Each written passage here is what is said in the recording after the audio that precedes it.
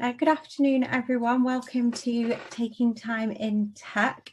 Thank you, first of all, to all of you for sparing the time to come and spend it with us this lunchtime. What we're going to do, we're going to try, because it's a bit of a smaller group today, we're going to try and encourage a bit more of an open discussion. I think, judging from our last session, none of us expected to be in a very similar situation. I think everybody's feeling quite similar at this moment in time. But just to kind of do a bit of an introduction to myself, and then I'll introduce the lovely panel. My name's Yasmin. I am the head of early talent at NHS Digital. So I've known Sandra, who is the CEO of Transition Partners, for quite some time. We used to work together, and she basically came to me and asked me if I'd be interested in facilitating these conversations. And something that I think is incredibly important and that I'm really passionate about is making sure that people feel comfortable in the workspace to speak about anxiety and mental health, and how it's affecting them in the workplace and outside. And I always think these discussions are really useful, especially when you're coming from different businesses, to sort of share how you're feeling, and if anybody can also provide any advice and support for what you're going through. Also, it's a really tough time at the minute, so I do think it's important to be able to, I guess, take a bit of time away from your virtual desk and your meetings to spend that time with some other like-minded people. As I said, feel free to have your cameras on if you feel comfortable. Also feel free to have them off. If you want to ask a question, you can either use or you can pop a hand up. It's completely up to you. But we would like to try and encourage that open conversation, of course. But I think what I'll do is I'll hand over to the lovely panel to introduce themselves, and then we'll get started, I think. So Sandra, do you want to go first? Yep, of course. So as Yasmin said earlier, I'm Sandra Patel Stewart, CEO and founder of Transition Partners. We've been running these events for just over a year now. Responded, so guessing that they must be on calls or something. They've not even read. Sorry, I think, is somebody on the phone? Someone's not on mute, I think. Oh, fantastic. If everyone, actually, there's a good point, actually, if everybody could just put themselves on mute unless they would like to speak up, that'd be fantastic. So we set this event or meetup up probably just over a year ago, and the main reason being is that it's something that's very close to my heart as well, is particularly mental health in the workplace, but also the anxiety that comes with that, and the stress of managing work life, home life, if you've got a family, and it's I don't know how many of you know about the industry that I've been in, but I've been doing recruitment for 19 years now, and it's a very, very challenging industry to work in, and particularly when you've you're managing a business as well as everything else, and your home life. And I think this last year or so has had a huge impact on those areas for lots of people. So I was quite keen to, this is something that we'd been discussing prior to COVID, but it just became much more relevant, and something that I wanted to push even more so now, given the current times that we've experienced. Okay, Hannah. Welcome to Hannah. Hi, thank you for having me on the panel today, guys. It's a real honour to be joining you.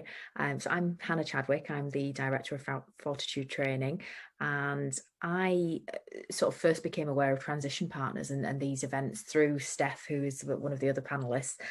So I kind of knew Steph from the work that she does with Inc. 360, and I'd seen that she was joining in some of these, so I started watching them and sort of gradually built up a relationship with you guys, and I've just been really encouraged by the fact that you're hosting these events, and I think it's it's a wonderful opportunity for people to just really take that time to just reflect, or consider what other people are doing to try and support themselves around the mental health at this time. It's honestly, it's been a godsend, and it's really helped me at times when I've been struggling and wobbling. So I'm glad that that you're making them available, and it's a pleasure to be part of it today. Wonderful, thank you for being here. And Steph?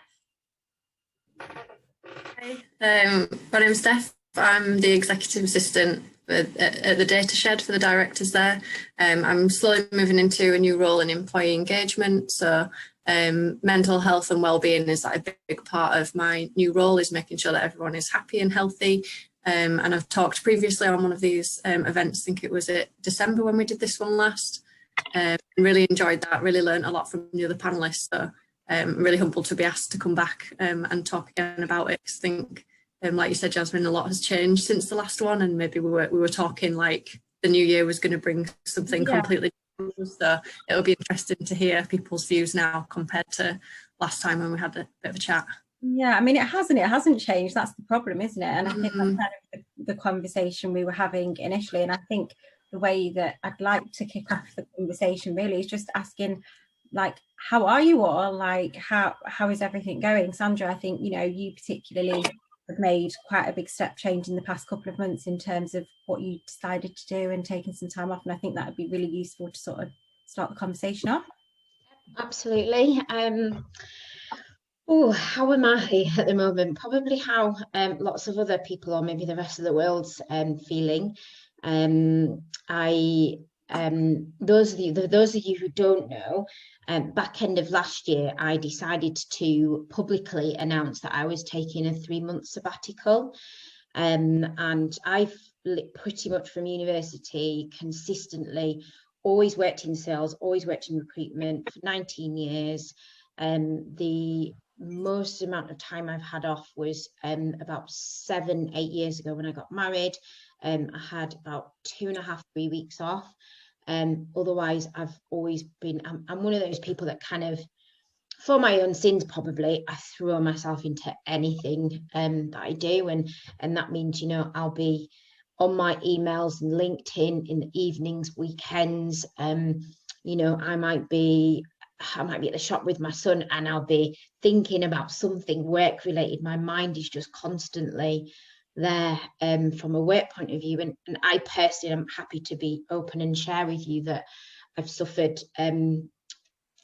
quite severely from anxiety and a number of other kind of mild mental health issues. So for me, all the things that we had to kind of deal with for the first time ever last year, it just really gotten on top of me, and I was like, I need to do something about it. So it was the first step for me, was to do something about it, and it was a big step to make that decision of having 3 months off. And a lot of people that know me quite closely were like, oh, I'll give it 2 weeks, I'll give it a week, she's not going to do it, how long is she going to stick with it? And I actually had quite a few things. At first I was like, oh my God, what am I going to do? I'm not the sort of person that can just kind of sit and watch Netflix for a whole day and not think about anything else. And my mind just in wonders on all sorts. So I thought, okay, like I need to plan some stuff with my time. And then of course this national lockdown was announced, and I hadn't planned for that. I hadn't thought about that.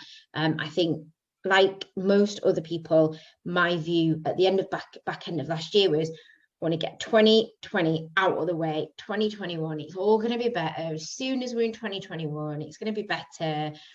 You know, things are going to improve, and we're all going to be okay. And it's new national lockdown, and I was just like, oh my God, what do I do now?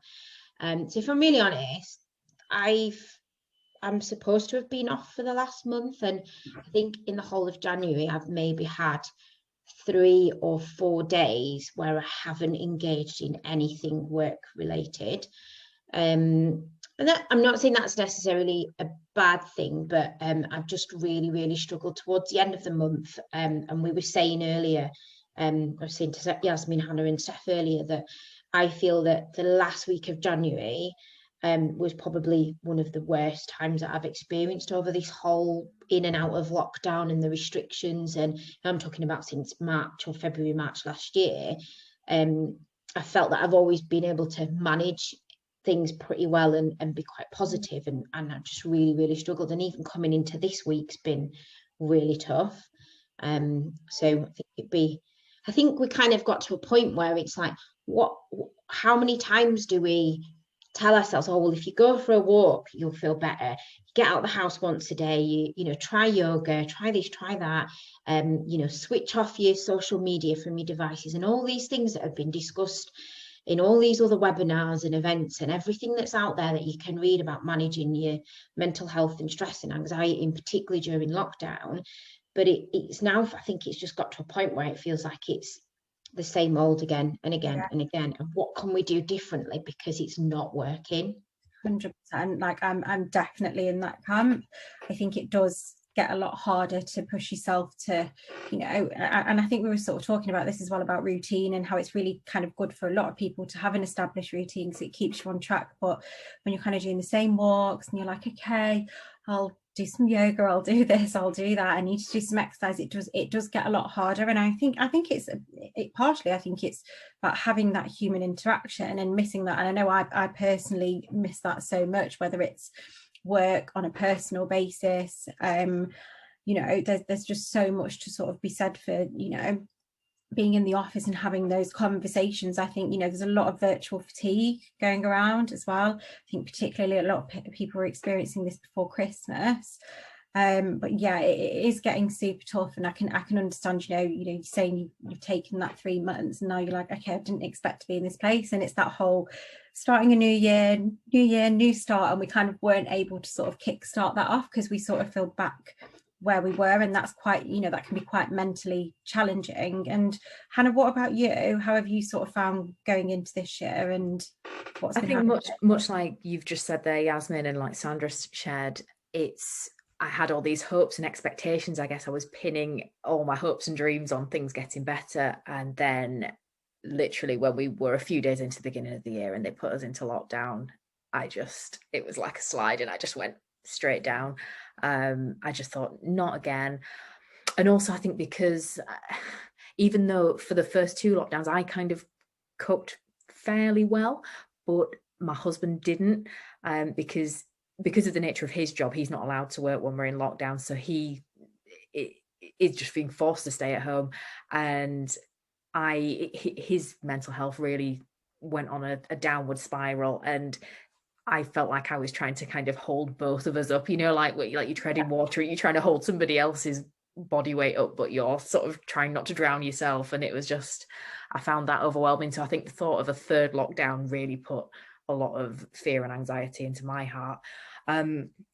In terms of what I've been doing that has helped me, and it's only something that I kind of started doing consistently, was at the beginning of the year, was I started gratitude journaling. So I kind of did it before, sort of inconsistently, and I don't know if it's just because I got like a really brightly coloured journal, so I kind of I don't the other one was sort of grey, and I'd look in the drawer and just sort of forget to do it, but I think it just jumps out at me, so I keep it in like my drawer. I have all my toiletries and stuff, so I just remember to do it every day.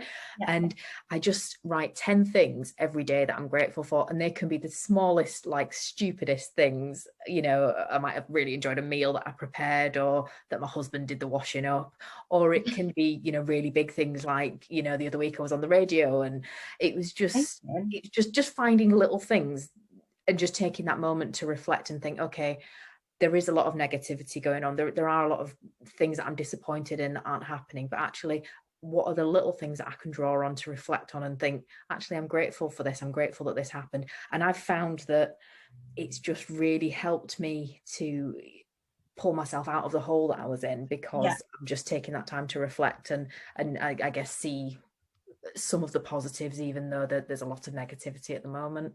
Yeah, I actually, do you know what? I think that's genuinely something I'm going to take on board and do myself, because I consider myself as a very positive person, whether that's in work or externally, and trying to keep things going. But I think particularly within the last couple of weeks, I think, you know, I've been feeling that cabin fever and thinking, you know, what can I sort of do to get myself out of it? It's like once you've gotten into that routine, and I think sometimes you do need to remind yourself of things that you are grateful for, and that is just, you know, I think that's a really positive thing to do. So I'm actually going to personally take that into action and make myself I'm glad. And you know, even as you say that there was a post I saw on LinkedIn the other day, and it was like a bit like this kind of board, and it said about hating home working, or what reasons why you should be grateful for home working. And, you know, 1, you've got a home, and 2, you've got work.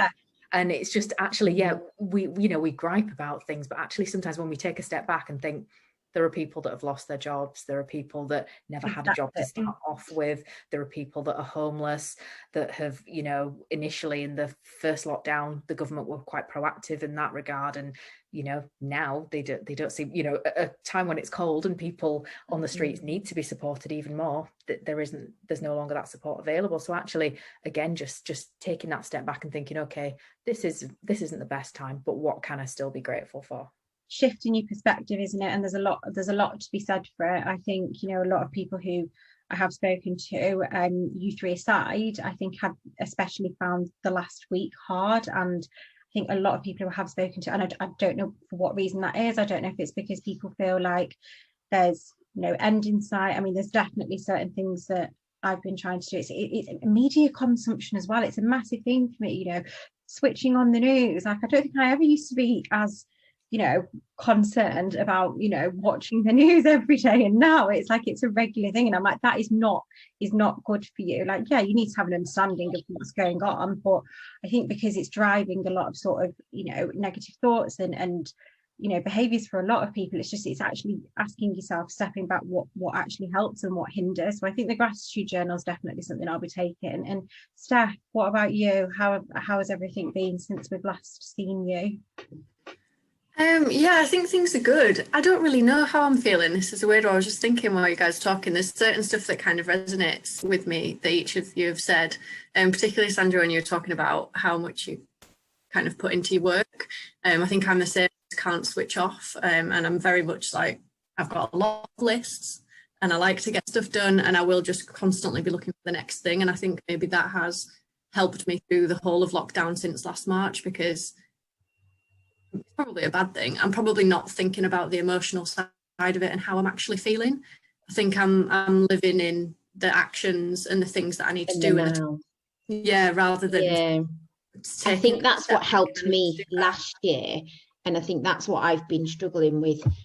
I feel a bit like I'm in no man's land. I'm trying to have this break. I've been pulled back in by a few bits and pieces, but then at the same time, when I do get pulled back in, I enjoy it. And then when I'm supposed to be trying to take time for me and have these breaks, like, well, what do I do in lockdown? I think it's a strange one. I've said to friends and stuff that I've talked to as well about having downtime. I think there's this pressure to almost say, well, if I'm having a break, I have to sit down. It's like, actually, if work is what makes you happy, and for me, if I want to colour coordinate my diary, that's when I'm at my happiest. And yes, it's work and maybe it's business, but actually, if that helps me, then that's what I'm going to do. And I'm not going to try and fit into this, you have to sit on the sofa and do nothing, because I think that's what people just think is being relaxed. But for me, it's not relaxing. It's so hard. It's so hard. I wish I could do that. I'm a bit like Sandra, and I'm probably a little bit like you, actually.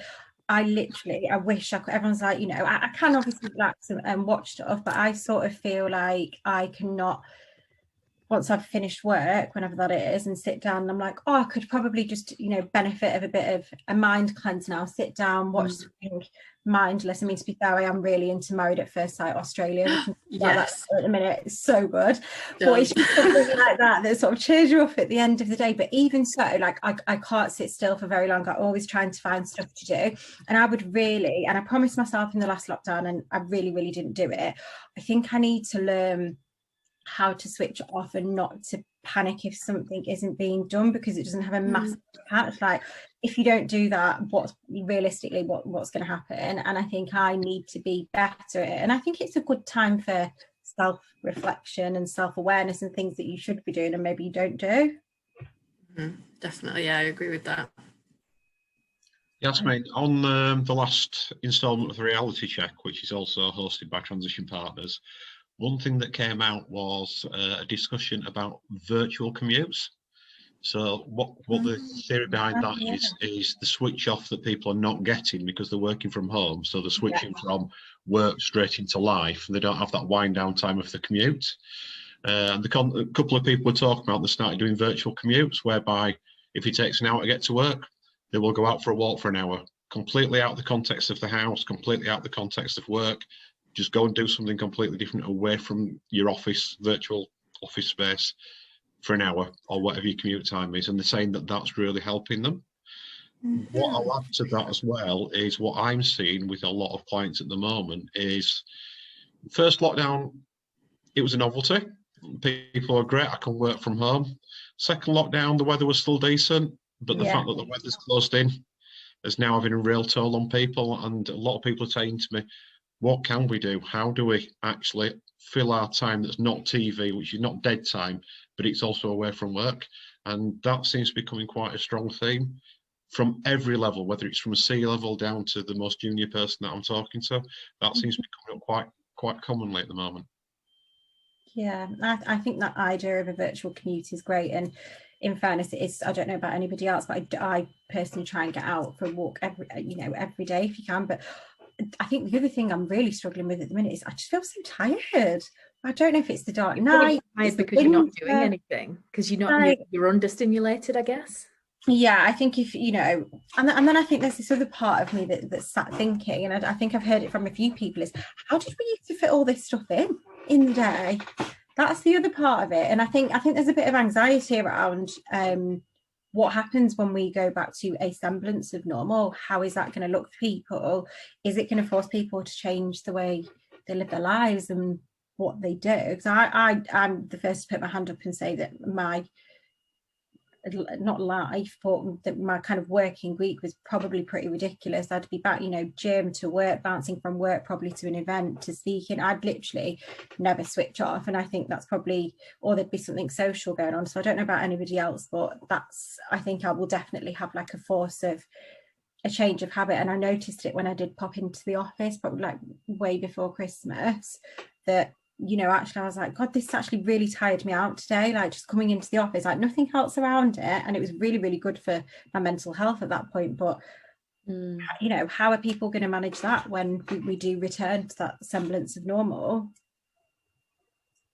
I think it is going to be a massive struggle for people to make that adjustment, because, as you say, you're just not in that routine of packing so many things into your day, and you do think, gosh, how did I live that life before, where I was just on going all the time, and it's going to take some adjustment. I think also people will have naturally reflected on what they've been engaging in and actually reassessed what matters and what isn't so important, and or what can I do differently. I think it's given us the opportunity to reflect on our approach to situations and think, actually, some of the tasks that I do, am I just prolonging this? Am I adding in additional steps that aren't really necessary?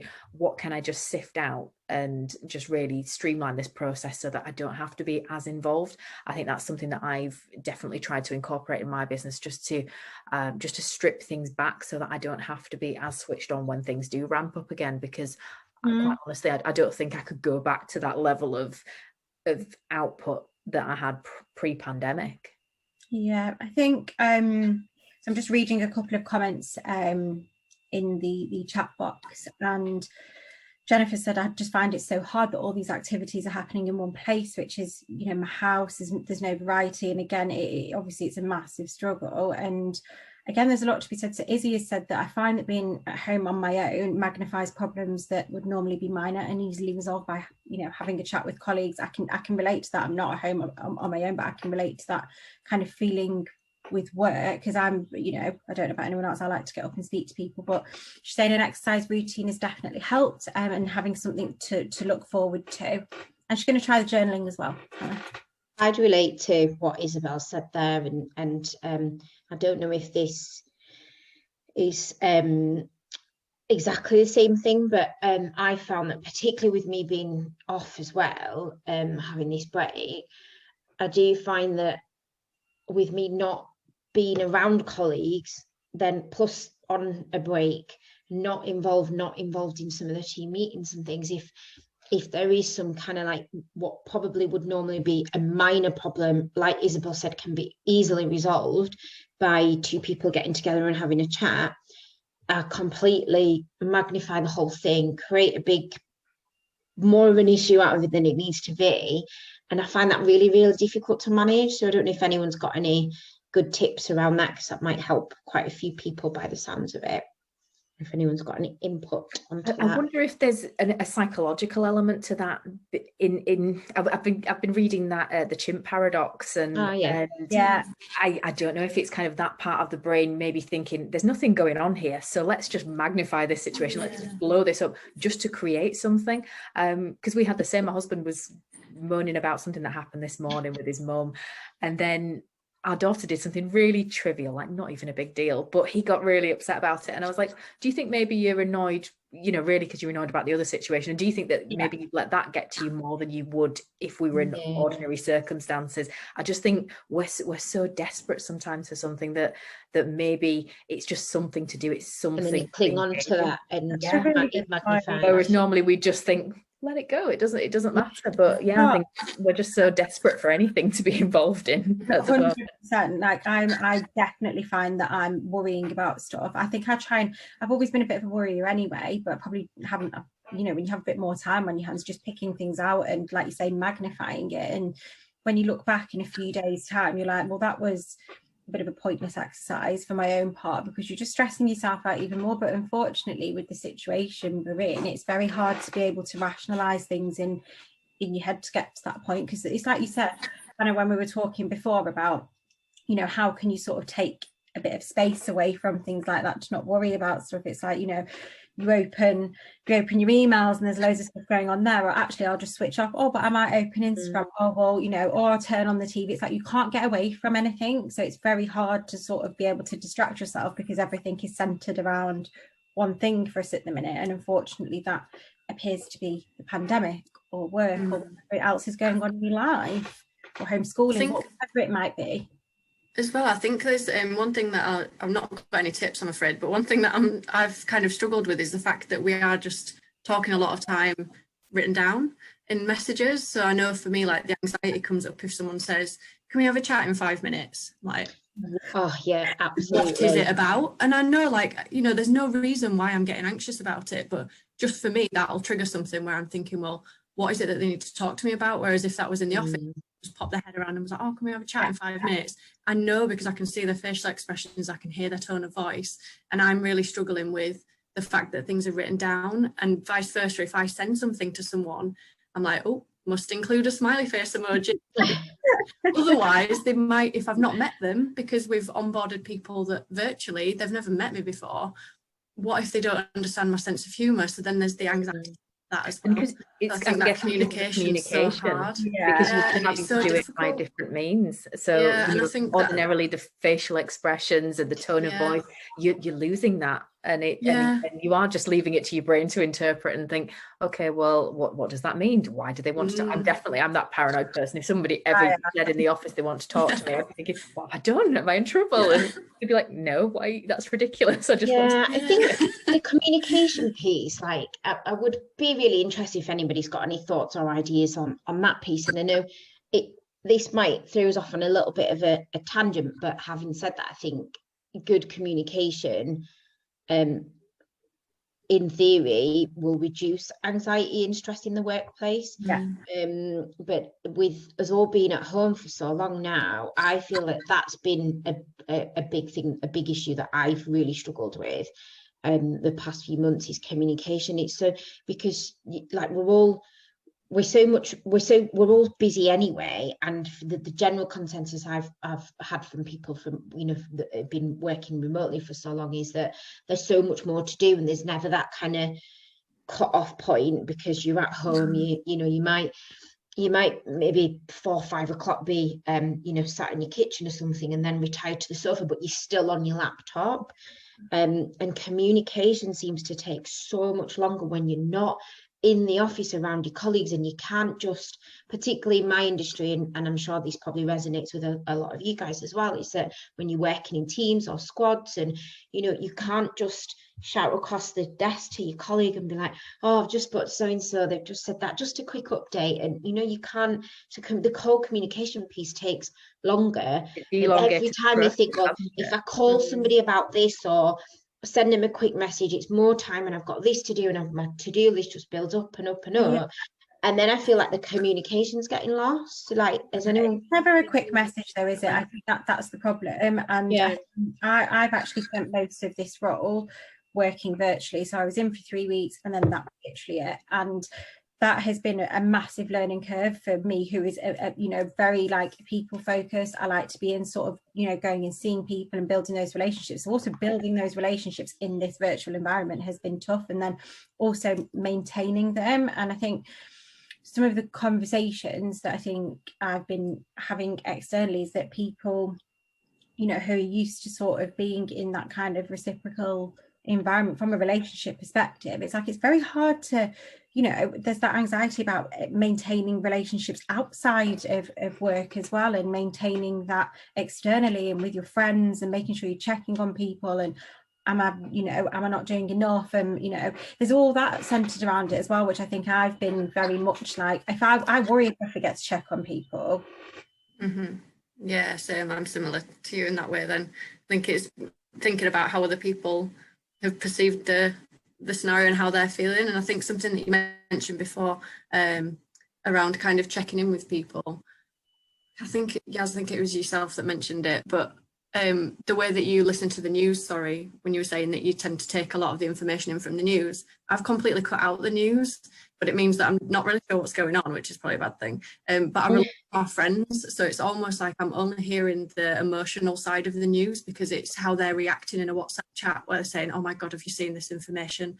Or, oh, I'm really happy that this news has come out, and I'll learn what's going on through them rather than the news. I don't know whether that's how Sandra or Hannah, I don't know if you are on with the news or not, or if you tend to kind of... I'm a bit on and off with it, if I'm honest. I just think sometimes it just helps not to know. But yeah, I completely understand. Like, it's you do then hear other people's perspectives on the news and how they've interpreted it, and depending on how they're feeling from one day to the next, could be a completely different emotional response, which I think can be quite difficult.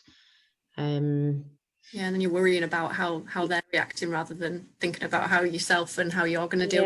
And is it even actually an accurate reflection of what's been communicated? Because I know there are times where my husband said things, because he's one of those people that just obsessively watches the news, and especially at the start of the pandemic, that flipping Piers Morgan on a morning, like I don't want to start my day with negativity, and I've got to look at him, and he's got that guy on. So I really struggled with that, and we would find ourselves sitting in front of the TV for like 3 hours watching Good Morning Britain, and you just think, why? I wouldn't do this. Yeah, so I've definitely stripped back, whereas he will still have the news on a lot of the time throughout the day. But I find often he'll tell me stuff, and then I'll say, well, that's not right, because I heard blah blah blah, or I read, and he's got the wrong end of the stick. Yeah, because then it's if you're spreading that, I don't want to say fake news, he's not, you know, doing it intentionally or being one of these fake news spreaders, but it does, you know, it can cause anxiety in other people if you're relaying messages where maybe you've misinterpreted or got the wrong end of the stick. That causes problems in itself. So yeah, I'm with Steph. I am trying to just minimize my access to news and the media at the moment, because I just didn't find it helpful for my mental health when I was just constantly, because I guess we were watching it all the time and nothing was changing anyway. So it's like, if anything changes, I'm sure that we will hear about it. So I don't feel the need to be connected to all of that all the time, and definitely going back to, I think, you know, you reiterated, Yas, about the always feeling overwhelmed, you know, just all these emails. I just feel really overloaded and bombarded. So again, that was part of the reason that I took a step back with the media, but also with emails and things. I'm unsubscribing to things that I just don't need to have all that noise in my head all the time. And you know, sometimes people that engage with me on social media, they probably notice that sometimes I'm really active, other times I go dark, and I just can't, because I just need to give my brain a rest. I can't just be at it all the time. Too consuming otherwise, isn't it? It's all consuming. And how, I don't know if anybody else wants to kind of like comment on kind of what they've been doing, or if there's any kind of different mechanisms that they've been using to sort of, I guess, hope.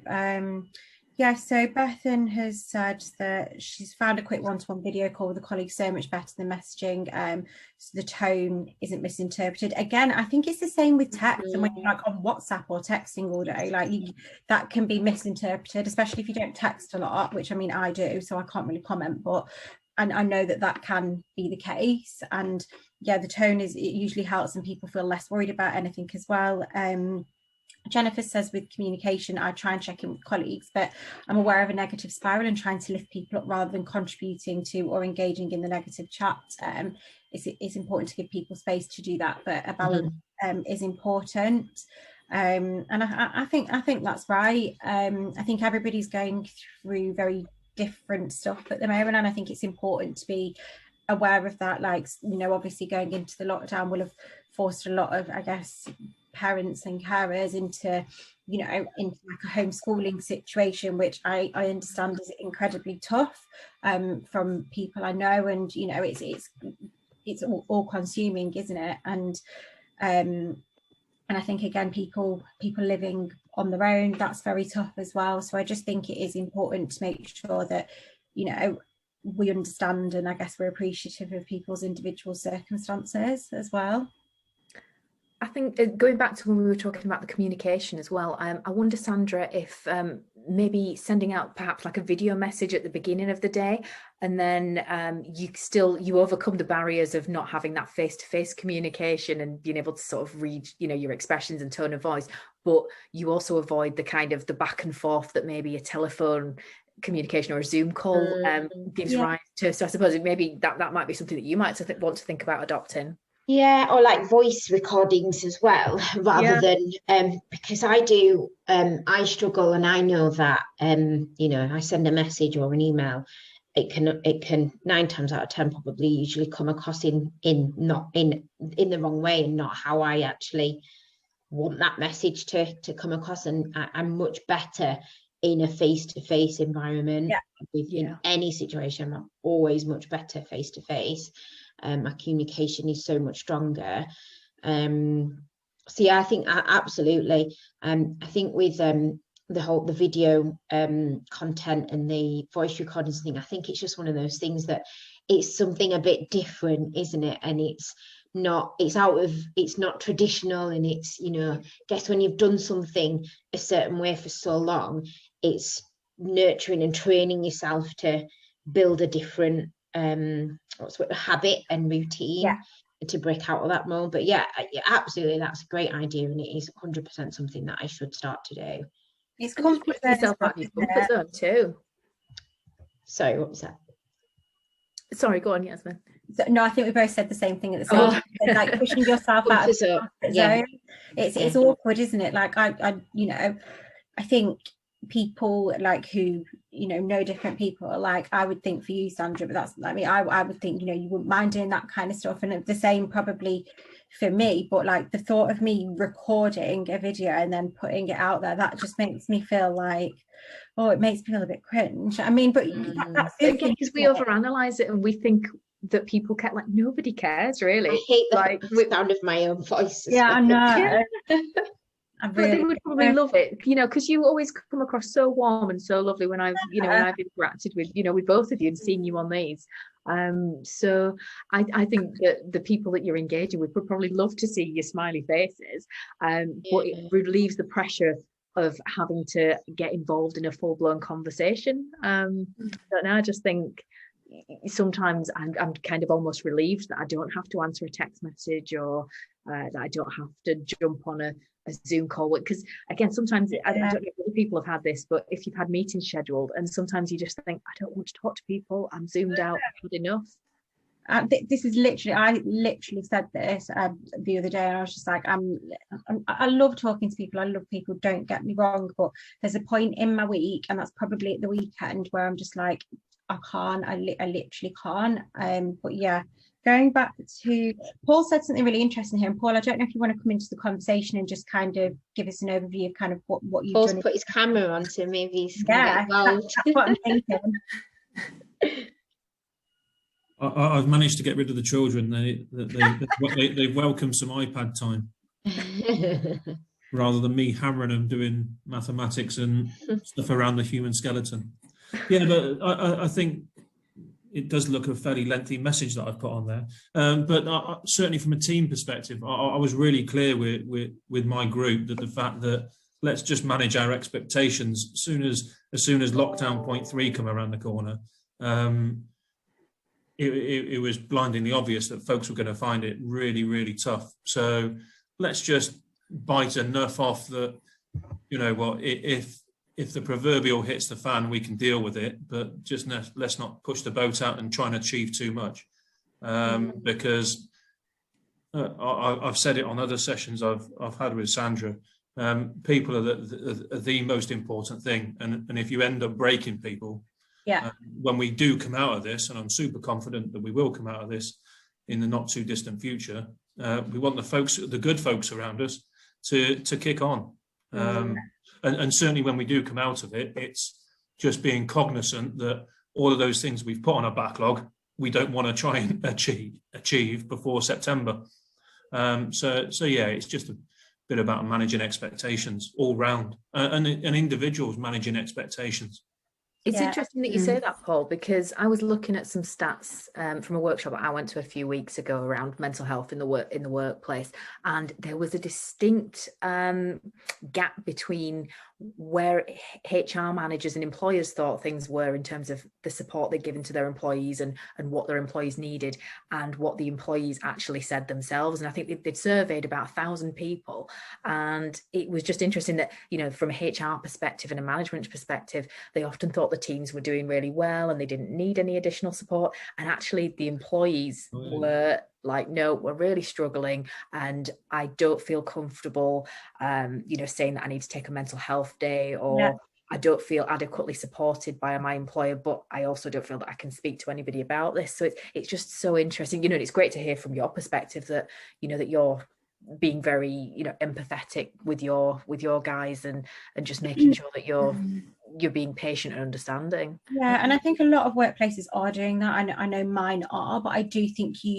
there's a responsibility as an individual to say, actually, I know that support is there, so I need to be responsible for my own sort of well-being and say I need to take that time. And I was saying it at the start of this call, like, I actually think I could benefit with a couple of days off, but it's like you have to push yourself into taking it, because I think the problem is with encouraging people to take holiday, which we have been trying to do, is that they're like, well, why? Because I've got nowhere to go. But honestly, it will get to the point, like Paul was kind of saying, you know, people are your most valuable asset. You want to make sure they're looked after, you know, they feel good about what they're doing. And yeah, not everyone can take holiday at the same time, right? Because stuff still needs to be delivered. But there has to be that point with certain people where you're like, actually, this is the right time to be able to do that. And, you know, it's important to, I guess, have the surroundings that, you know, you feel supported and you feel sort of empowered to be able to make those decisions and do that. And certainly with my team, I've sort of been encouraging people to, you know, if people are doing long hours, make sure you try and get that time back at some point. Make sure you look after yourself and your well-being. I mean, you know, I could probably be better at putting those examples into practice.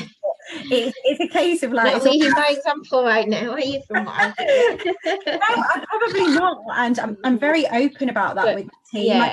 I don't proclaim to turn around and be like, oh. So I think, and this leads into a really good point. So Ashleen has said walking meetings and, you know, getting out there to get away from the work area, and it's really helped. And something that I've implemented this week with my team is said, right, I'm not doing this team meeting at the desks anymore. What's the point? We don't need to sort of look at anything. Let's get out and do a walking meeting on the provision that, you know, the weather's okay. Like, why wouldn't we? And we've set up a little Strava group now, so a bit of like healthy sort of competition, get your steps in. And I want people to get out and see the daylight and go, and, you know, if you can grab a coffee, do it. Yeah, that's something I suggested to some of my guys at the start of the year. You know, when you're having your monthly catch-up meetings, there's quite a few of us that don't live, and, you know, and even then, I mean, if it's half an hour in the car or whatever, it's not a major, you know, you don't need to be sat in front of your laptop or in front of your desk having it. You can have a walking, talking meeting, and, you know, it means that you get outside. You can still meet one other person outdoors, or if it's a work meeting, then I think you can do groups, can't you? If it's you can do Teams chats on and because I've done a couple of those where I've met like one person, a client or a contact, and we've literally just had a chat whilst we've been walking, and I'd be like, oh my God, why didn't I think about doing that with the team? Like, we can do that internally as well with our people, and it would really help them rather than being sat, you know, on another Zoom for an hour or so, going through how they've got on that month and what they need help with and any challenges, etc. And the other thing that we implemented as well is at the start of January, because obviously this lockdown was very different in terms of time of year and the weather. You know, it's dark in the mornings and it's dark when you finish. We said we were absolutely happy for anyone that needed it and wanted it, and if they wanted to make it a regular thing, for them to have 2-hour lunches, and so that they could make sure that they had time to, you know, whether they've got kids or not, do whatever they need to with the kids, or have lunch with the kids, go out, take the kids out on the bike or whatever, or if they haven't, make themselves a nice lunch and then get out and do like an hour's walk or whatever they want to do with that time. If they want to sit and watch a bit of Netflix and switch off, then, you know, it's just, I just think all that, the small things that they're not to say that they're there longer term, but like Paul said, you know, it's thinking about what we're going to be, what position we're going to be in, and how strong that team is going to be at the end of this lockdown when we do come out of it. I think that's a really good idea, Sandra.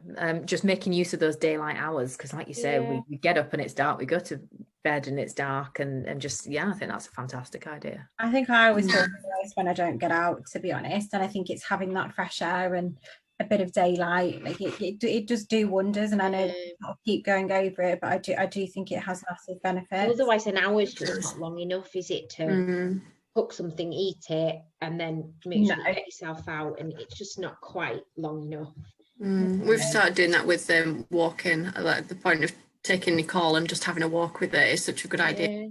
I've started calling it a waffle walk to people, so they can waffle during because I think there's this, you almost go into meetings and you've got an agenda and you don't feel like you can talk about other stuff. But if you were to meet a friend for a coffee, you wouldn't say, right, we'll meet at 12, and at 12:05 we're going to talk to each other about the week, and then at 12:10 we're going to order, and then you see how the conversation goes. So I think being able to say to people, you can give me a call and you don't have to have an agenda.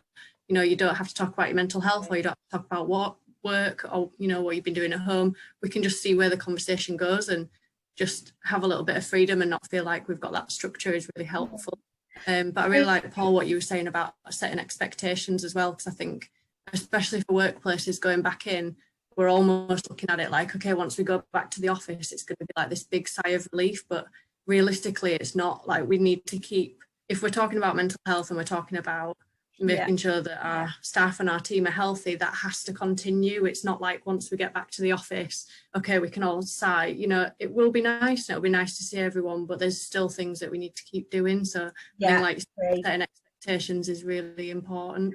And I don't think, to be honest, I think we have to kind of be a bit realistic with ourselves. Like, how realistic is it going to be that 100% of people are back in the office? You have to take into consideration, and this was the conversations that some of us were having last year, like how many people are going to feel comfortable with going back into the office, thinking about the plan for, I don't want to kind of get into it too much in terms of, like, you know, when everything's expected to happen, and people might not still feel comfortable with that, or there might be other stuff going on at home. Or actually, the other part of it is that actually, if we can work, if people feel like they can work effectively from home, how do you then manage that, and how different people are sort of feeling throughout the whole sort of, I guess, process, really. And, you know, how do we make sure that everybody is catered for? That's the next big thing in terms of, you know, we need to make sure we're protecting people, but then it's like, not everybody's going to be that keen to go back to the office. I mean, I will, but, you know, that's one person out of God knows how many. And even then, I still think it would be unrealistic to say, well,